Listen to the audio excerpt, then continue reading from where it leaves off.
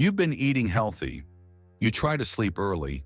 You even cut back on stress, and yet, your body still feels heavy. Your heart still aches. You still wake up tired, even after 8 hours of rest.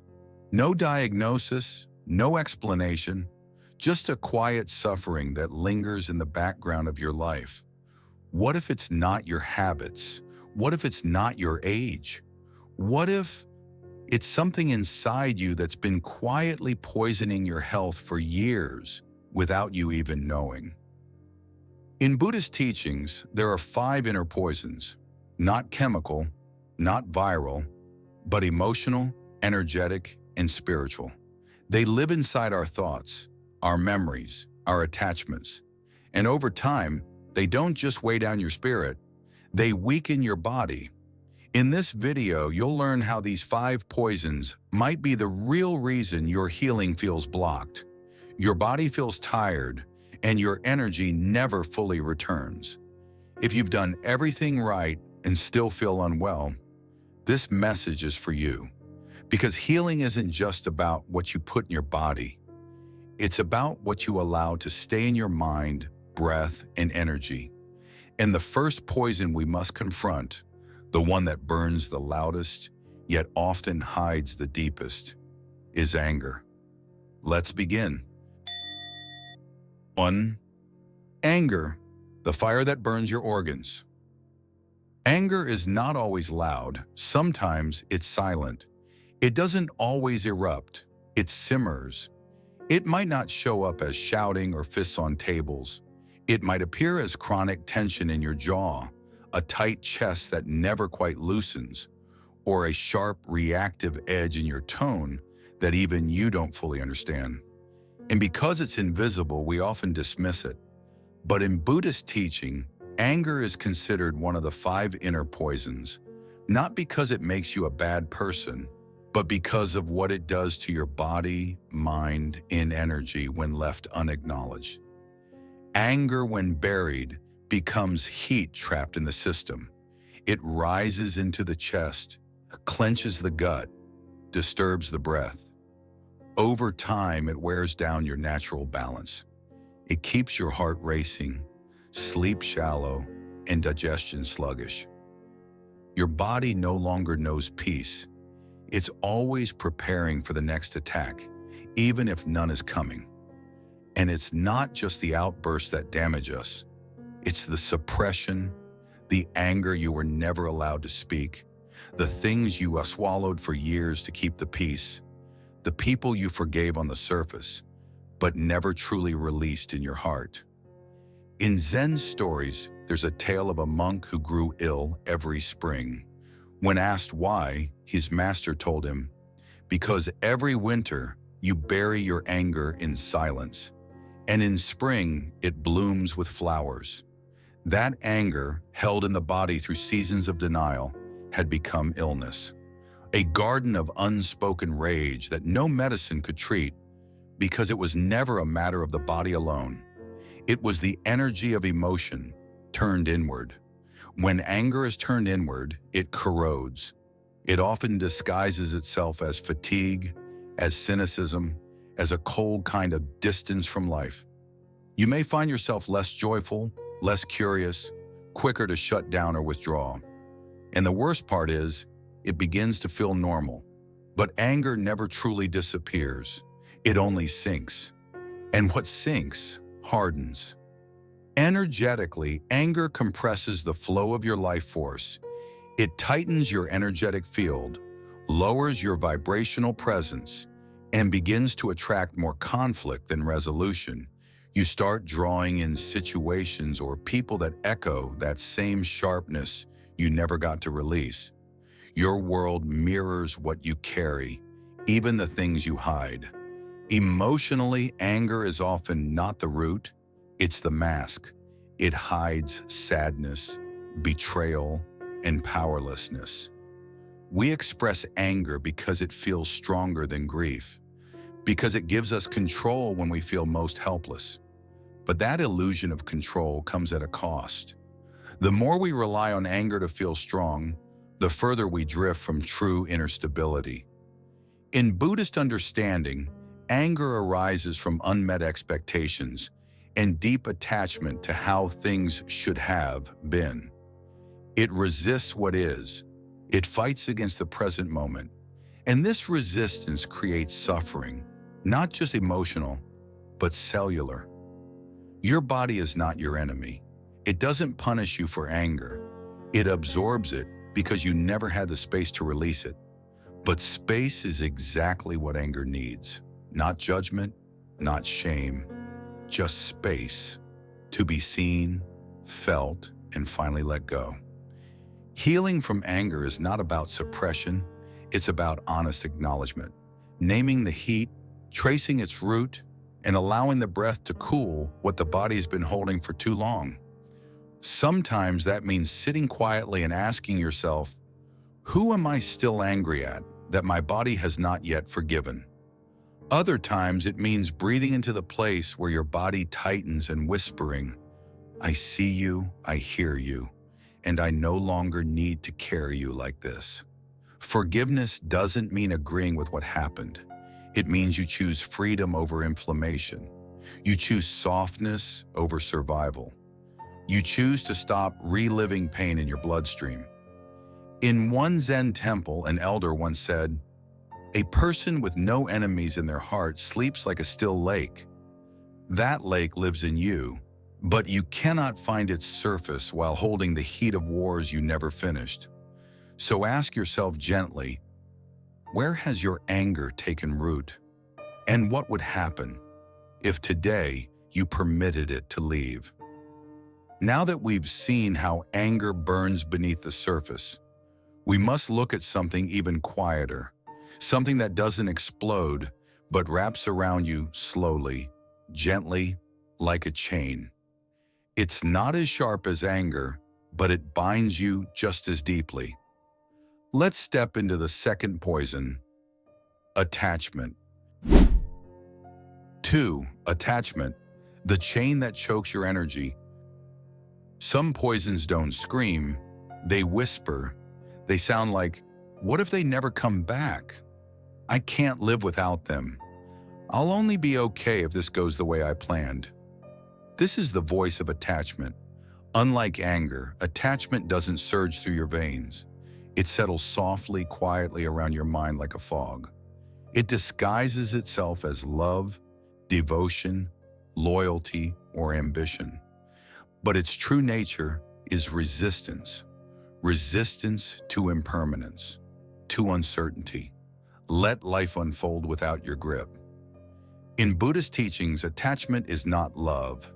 It's the fear of losing what you've come to believe you need. It is the clenching of the heart around a person, an outcome, a timeline, an identity. And like any clenched fist, it restricts. It blocks breath. It tightens the body. It binds the spirit. There's a Zen parable of two monks crossing a muddy path. They meet a woman unable to pass. One monk carries her on his back across the mud. They continue walking in silence. Hours later, the other monk bursts out, "We're not supposed to touch women." The first monk replies, "I put her down at the riverbank. Why are you still carrying her?" That's attachment. We carry things long after the moment has passed. Conversations, expectations, people who no longer walk beside us. Our bodies move forward, but our energy stays behind. What most don't realize is how much energetic weight attachment creates. You might think you're simply remembering someone you loved, but if the memory drains you, if it tightens your chest or makes your stomach uneasy, your body is telling you, this isn't love anymore. It's clinging. Clinging doesn't just happen in relationships. We attach to old versions of ourselves, the thinner body, the busier life, the role we used to play in someone else's world. We attach to outcomes, wanting things to turn out a certain way, and only feeling safe if they do. And because life never unfolds perfectly, attachment becomes a cycle of tension and disappointment. When you're attached, the nervous system stays on edge.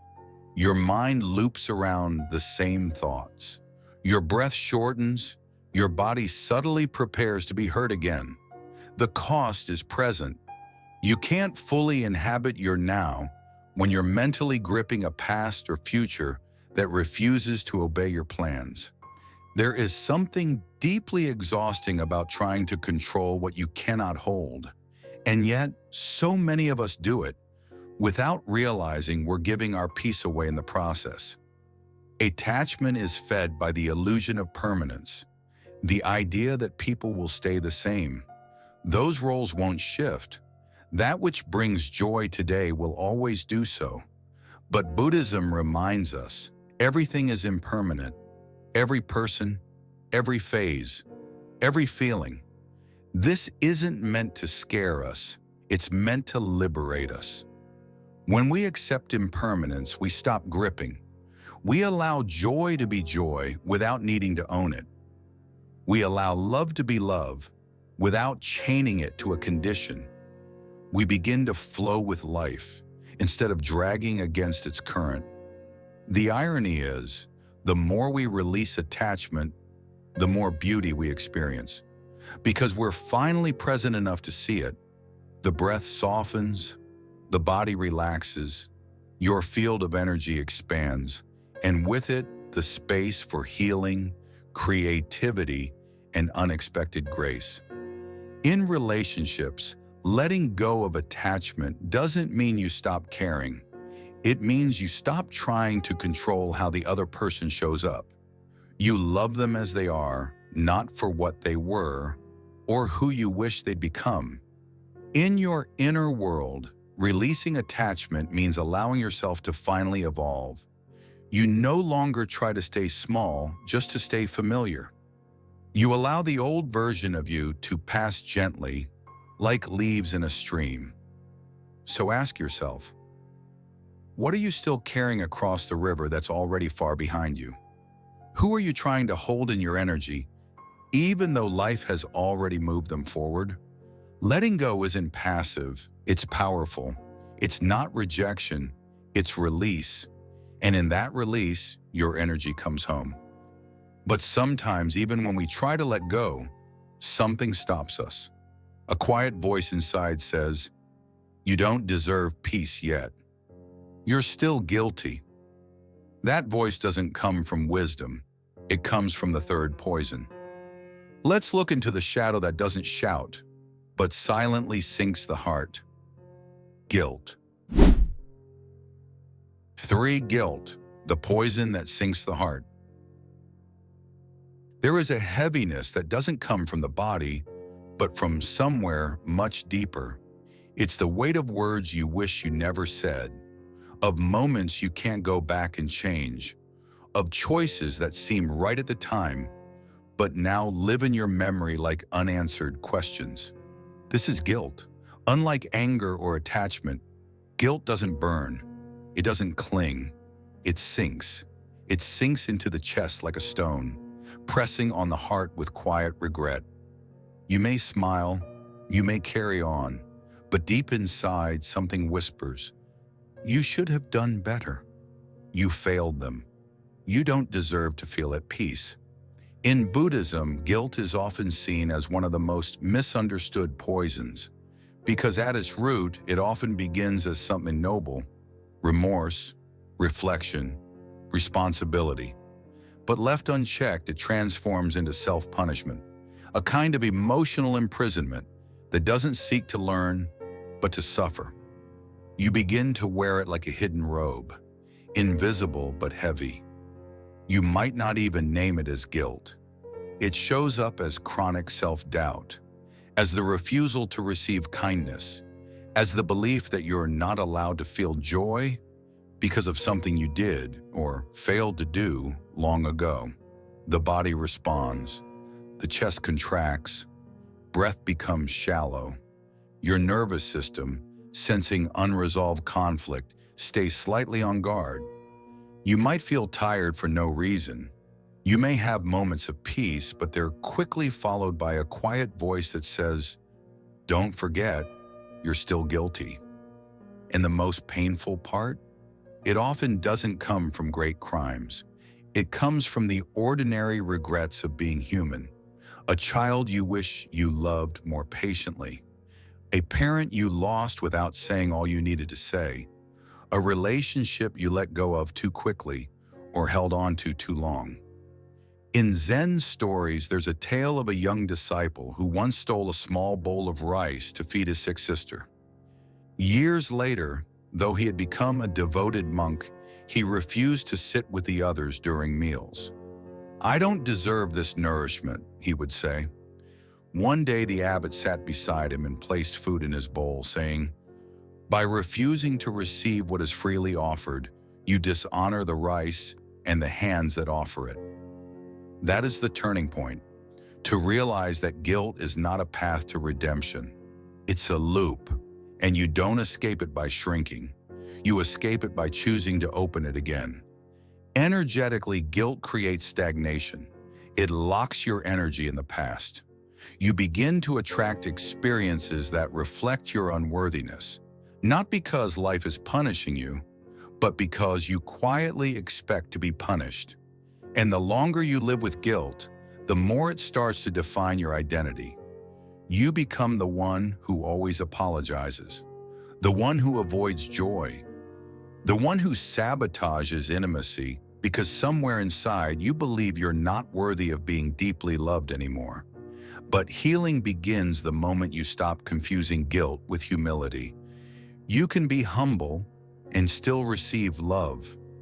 You can be accountable and still feel joy. You can acknowledge your past without chaining yourself to it. In Buddhist wisdom, mistakes are not reasons to punish.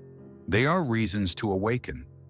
Everything you did or didn't do brought you here, not to be judged, but to be transformed. So instead of asking, "How could I have done that?" try asking, "What am I now ready to learn so I don't repeat it?" Guilt becomes medicine when it leads to action, but it becomes poison when it turns inward. And if someone once made you feel ashamed, if they still live in your mind, holding power over your worth, remember this: you are allowed to outgrow their version of you. You are allowed to release the story they told you about who you are. And perhaps the most powerful act of healing isn't waiting for someone else to forgive you. It's forgiving yourself. Not because you were perfect, but because you are no longer that version of yourself. And that is enough. But just as guilt hides behind regret, there is another poison, more subtle, more socially accepted, but just as corrosive. It wears a smile but steals your peace. It distracts you from your blessings and blinds you to your path. Let's move into the fourth poison: envy. 4. Envy, the smile that corrodes the soul. There's a kind of poison that doesn't shout. It doesn't flare up like anger. It doesn't sink like guilt. It smiles, quietly, while corroding everything beautiful within you. This is envy. It often begins as a glance, a scroll, a comparison. You see someone's success, their happiness, their love, and something tightens inside. You don't wish them harm, you just wonder, why not me? In the beginning, envy feels small, a flicker of insecurity, a moment of sadness. But when left unexamined, it grows. It becomes a subtle bitterness toward life, a mistrust of joy, especially when that joy belongs to someone else. And the most dangerous part, it feels socially acceptable. You can envy someone with a smile on your face. You can hide it under compliments, politeness, or even support. But your body knows. It knows when you've turned your gaze outward so often, you've forgotten how to see your blessings. It knows when you've compared your timeline, your body, your path to someone else's version of success so many times that your nervous system lives in quiet lack. From a Buddhist perspective, envy is a form of self-abandonment. It is a rejection of your journey. It tells the universe, what I have is not enough. Who I am is not enough. Where I am is not enough. And in that vibration, you begin to push away the very things that could bring you peace. Energetically, envy is disruptive. It fragments your attention. You stop watering your soil because your eyes are fixed on someone else's harvest. You stop noticing your growth because your mind is measuring the tree next to you. And the longer you stay in that space, the more your world reflects it. When you live in envy, even blessings feel empty. You may get what you want, but not feel the joy of having it, because joy requires presence, and envy keeps you everywhere but here. Physically, the toll is real. A mind constantly focused on comparison becomes restless. The body becomes tense. The breath is shallow. You feel easily irritated, not because life is against you, but because you're secretly fighting your worth in every reflection. Psychologically, envy fosters an identity rooted in a sense of lack. Not, I want that because it inspires me, but I want that because I feel small without it. That's the shift. When admiration becomes resentment, when inspiration turns into pain. But what if we could reverse it? In Zen teaching, there's a story of a student who asked his master, "Why does his path look easier than mine?" The master replied, "Because you're looking through his window while neglecting your garden." When you return to your garden, your breath, your body, your truth, something beautiful begins to happen. You stop comparing timelines. You stop shrinking your light just because someone else is shining. You begin to understand that what is truly yours will never miss you, and what is not was never meant to stay. There is no joy in chasing someone else's life, only exhaustion. But when you begin to bless others, not with jealousy, but with genuine goodwill, you shift your inner landscape. Your heart expands, your energy opens, and you become a magnet for experiences that match who you are, not who you're pretending to be. To heal from envy is to reclaim your sight, to look inward and ask, what am I grateful for right now that I've been too distracted to see? What if their success isn't a threat, but a mirror of what's possible? And most of all, what part of me still believes I don't deserve joy unless I outrun someone else to it? Joy is not a competition. Peace is not a race. Your path doesn't require anyone else to fail for you to thrive. You're not behind. You are becoming in your rhythm, in your season, in your sacred way. But sometimes, even when you've let go of comparison, even when you try to wish others well, something heavy still lingers. It's not what others have. It's what someone once did, and the wound they left behind that you still carry. Let's move into the fifth and final poison, resentment. 5. Resentment, the poison that freezes your flow. There is a kind of poison that doesn't scream or flare. It doesn't burn like anger. It doesn't spiral like guilt. It doesn't whisper like envy. It sits, still, cold, heavy, and it stays for years, sometimes decades, quietly shaping your relationships, your energy, your inner world. This is resentment. Resentment is a kind of inner ice. It forms slowly, a betrayal here, a harsh word there, a promise broken. At first it feels like pain, then disappointment, but when left unspoken, unprocessed, it hardens into something even more destructive, emotional rigidity. You stop being fluid. You stop being open. You begin to carry around invisible armor, always bracing for another wound, because the last one never healed. From a Buddhist perspective, resentment is not just about what happened. It's about what we held on to long after the event ended. It's a refusal, not always conscious, to let life keep flowing, to let the past pass. You might think you've moved on, but if the memory still stings, if your body still tightens when their name comes up, if you still fantasize about the moment they'll finally understand how deeply they hurt you, that energy is still living inside you. And your body knows. Resentment lives in the gut, in the jaw, in the shoulders. It shows up as fatigue, stiffness, and unexplained tension. Your breath shortens, your sleep is lighter, your smile becomes a little more forced. You stop trusting ease. You begin to associate vulnerability with risk. So you stop letting people in. And that's the real damage. Not what they did, but what your heart stopped allowing after they did it. Resentment freezes your ability to feel fully. You don't just wall yourself off from the person who hurt you.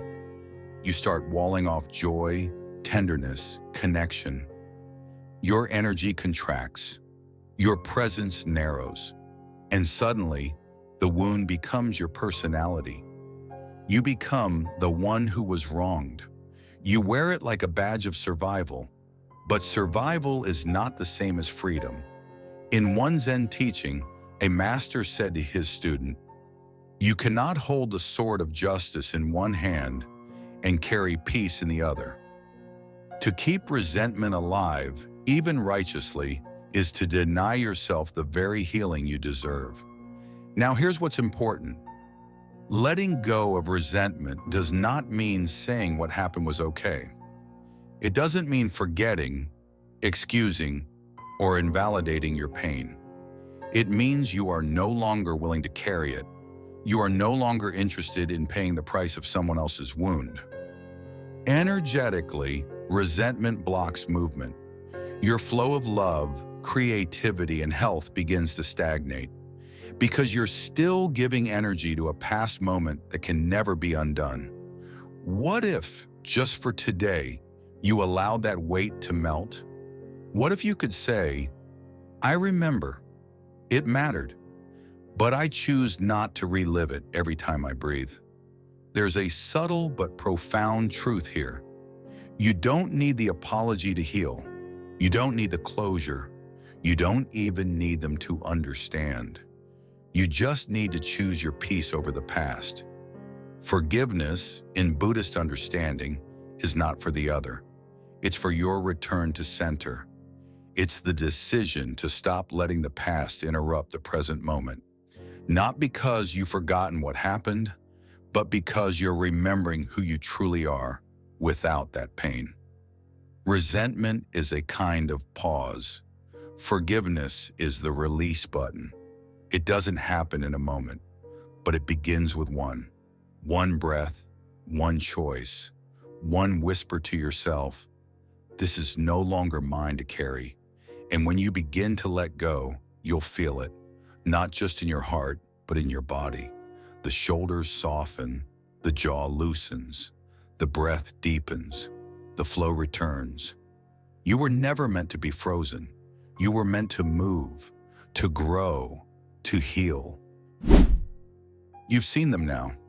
The 5 poisons, not in a textbook, not as abstract ideas, but as old patterns you may have unknowingly carried for years. Anger, hidden beneath your exhaustion.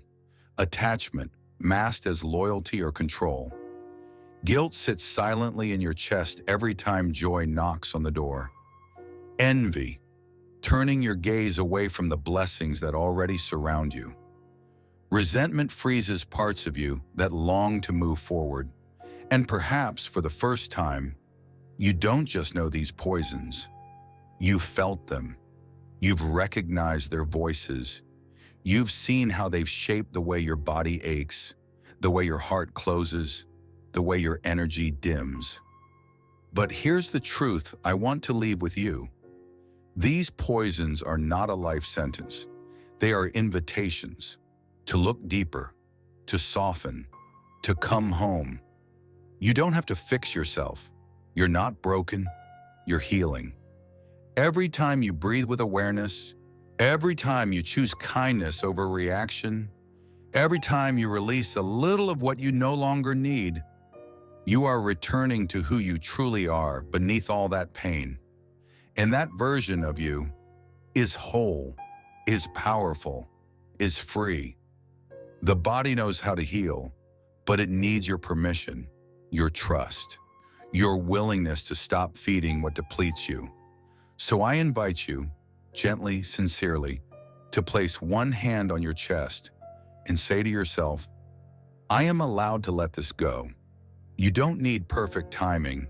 You don't need all the answers. You only need a beginning. And maybe, just maybe, this is it. If this message touched something in you, I invite you to share in the comments. I choose to release the poison. Send this video to someone silently suffering under the weight of what they never learned to name. And if you're ready to keep walking this path, where healing meets stillness and insight meets self-love, there's more waiting for you in the next video. When you're ready, it will be there. Until then, may your breath be soft, may your heart be light, and may your body remember what it feels like to be free.